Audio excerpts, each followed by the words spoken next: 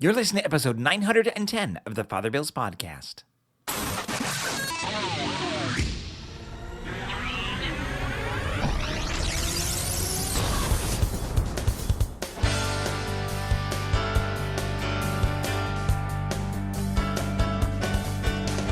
Welcome back. This week's episode is entitled, It's Not Too Late, given on the second Sunday in Ordinary Time, 2024.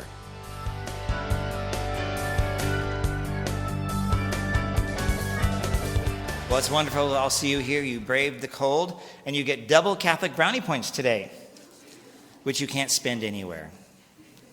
Right. When I was in grade school, I tried out for the track team. It wasn't a matter of how many events I'd be in, but rather which ones I would be in. So I tried out the shot put, the long jump, the high jump, and the football throw. One by one, I thought I did okay. Yet one by one, I found out that I did not make the cut one by one for each of them. Eventually, I realized I had no events. I was completely cut out. Talk about a Charlie Brown moment, huh? The words from Deacon Brett's homily last week struck me. Remember, he said this, "What's one of our biggest fears but being chosen last on the playground?" Ugh. I wasn't chosen last. I wasn't chosen at all.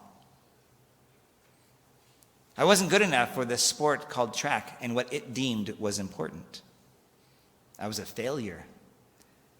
And I didn't know what to do.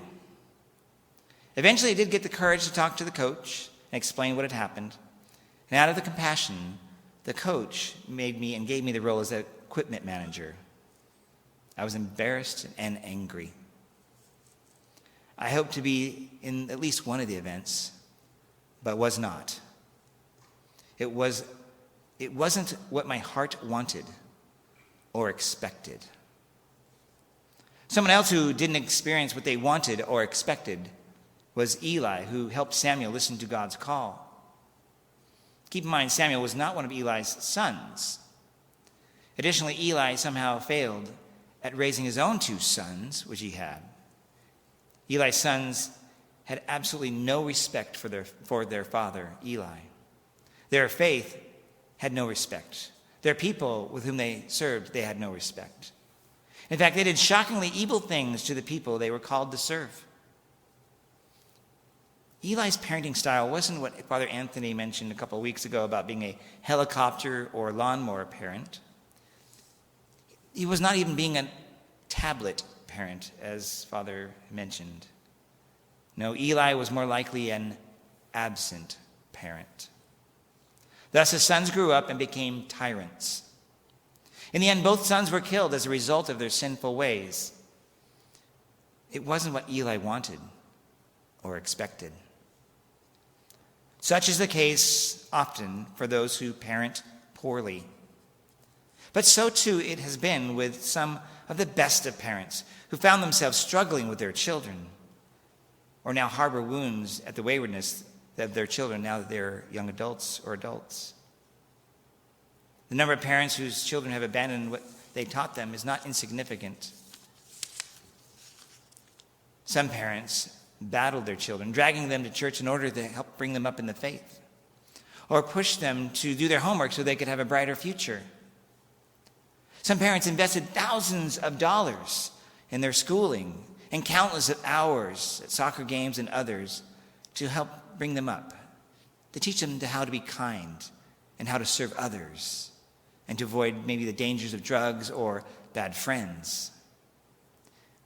You see, they weren't helicopter, lawnmower, or tablet parents, or even absent parents. They simply had hopes and expectations for their children, and the lures of the world stole them away. However it has played out, it wasn't what their hearts wanted or expected. But it is not too late. God's graces are always afoot. Every morning his mercies are renewed.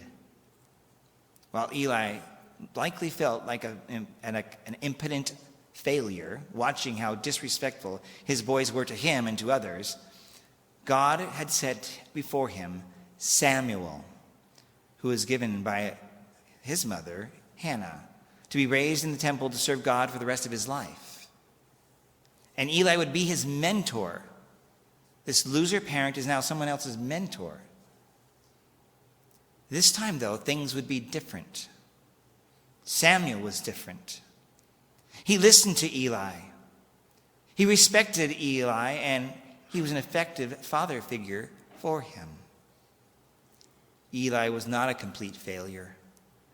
He was a key to Samuel's future, for he would be one of the greatest of prophets, which then meant the future of Israel. Despite his own personal failures, it was not too late for God to use him in an unexpected way. It was what his heart wanted, but wasn't expecting. As parents, have you ever entertained the idea that you're not enough or even incompetent to raise your own children? Maybe some of them have gone astray, or you harbor that silent pain that accompanies parents with children as such. There's a sadness that you all share. But have hope. God is still calling you to be an Eli to another Samuel. Additionally, God is not also done with your children. You may need to just let them go from that constant nagging of correction, because it often pushes them further away. Surrender them to God, like Hannah did. I've heard many times from young adults how they have felt so bad at how they treated their parents and now see the error of their ways. As they grew up, many finally see the genius that was their parents. And they now are giving the same advice their parents gave as they may be new parents themselves. It's important that we recognize that there's still a future. When we were younger, we may have done foolish things. You know, as a son of parents myself, I certainly fit into this category myself. Regardless of our disappointments and failures in our relationships with others, we can still do much good, because God offers us always and at all times another chance, another career, or you might say another vocation, if you will. It's as simple and as powerful as that. Instead of spending helpless hours fretting about your own wayward children, and yes, still pray for them, know that there are many others with whom you can offer your time and care to help them. So you see, the world offers only guilt, shame, and accusation. Jesus offers us hope and restoration, and he'll help us to resurrect our failed and broken relationships. Some may come in your day as parents, but maybe some will come after you leave this world. No matter how far they've gone, there's always still hope. So what about my track career? You're probably wondering, so what did I do with that? Well, I washed out. I was done with track. However, I can throw a mean football. From this ambo here, I can chuck a football all the way into the baptismal font if I needed to. In fact, I was a really scrawny kid as a younger person, and so when I've been on retreats with high schoolers, they're like, yeah, let's play football, let's play catch. I'm like, no, go further out. Oh, sure, no. Keep going. But you know, also through my teaching career and my priestly work, it has been my pure delight to have been an Eli to many Samuels.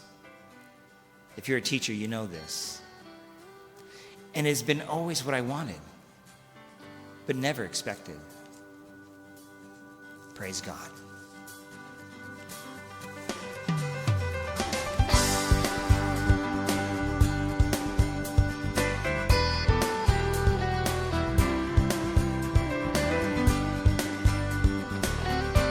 Thank you again for listening to this episode of the Father Bill's podcast. As always, I want to encourage you to go to my website, fatherbill.org, FRBILL.org. There you can see what's going on in my neck of the woods regarding my social media accounts, as well as my Friday reflection. And if you ever want to email me, you can right from the website itself. In the meantime, may God bless you and have a great week. Bye-bye.